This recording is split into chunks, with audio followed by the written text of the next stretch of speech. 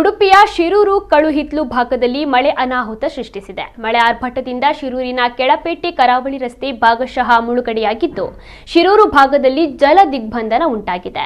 100ಕ್ಕೂ ಅಧಿಕ ದೋಣಿಗಳು ಮುಳುಗಡೆಯಾಗಿದೆ. ನದಿ ದಂಡೆಯ ಮನೆಗಳಿಗೆ ನೀರು ನುಗ್ಗಿ ಸುಮಾರು 10ಕ್ಕೂ ಅಧಿಕ ಮನೆಗಳು ಜಲಾವೃತಗೊಂಡಿದೆ. ಅಗ್ನಿಶಾಮಕ ದಳ ಮತ್ತು ಸ್ಥಳೀಯರ ಸಹಾಯದಿಂದ ಅಪಾಯದಲ್ಲಿರುವ ಜನರನ್ನು ರಕ್ಷಿಸಲಾಗಿದೆ. ಮನೆಯಲ್ಲಿ ನಿಲ್ಲಿಸಿದ ಕಾರುಗಳು ಕೂಡ ಮುಳುಗಿ ಹೋಗಿದ್ದು, ಬೈಕ್ಗಳು, ದನಕರುಗಳು ಕೊಚ್ಚಿಕೊಂಡು ಹೋಗಿದೆ. ಶಿರೂರಿನ ಕಳುಹಿತ್ಲು ಭಾಗದಲ್ಲಿ ನೀರಿನ ಮಟ್ಟ ಹೆಚ್ಚಾಗಿದ್ದು, ನದಿಯ ದಡದಲ್ಲಿ ಲಂಗರು ಹಾಕಿರುವ ಸುಮಾರು 50ಕ್ಕೂ ಹೆಚ್ಚು ದೋಣಿಗಳು ನದಿಯಲ್ಲಿ ತೇಲಿಕೊಂಡು ಹೋಗಿದೆ. ಈಗಾಗಲೇ ಕೆಲವು ದೋಣಿಗಳು ಭಾಗಶಃ ಹಾನಿಯಾಗಿದ್ದು, ಅದರಲ್ಲಿದ್ದ ಇಂಜಿನ್ ಬಲೆಗಳು ನದಿಯಲ್ಲಿ ಕೊಚ್ಚಿಕೊಂಡು ಹೋಗಿದೆ. ಹಾನಿಗೊಳಗಾದ ಪ್ರದೇಶಗಳಿಗೆ ಬೈಂದೂರು ಆರಕ್ಷಕ ಠಾಣೆ ಸಿಬ್ಬಂದಿ, ಅಗ್ನಿಶಾಮಕ ದಳ, ಕಂದಾಯ ಇಲಾಖೆ ಭೇಟಿ ನೀಡಿದ್ದಾರೆ.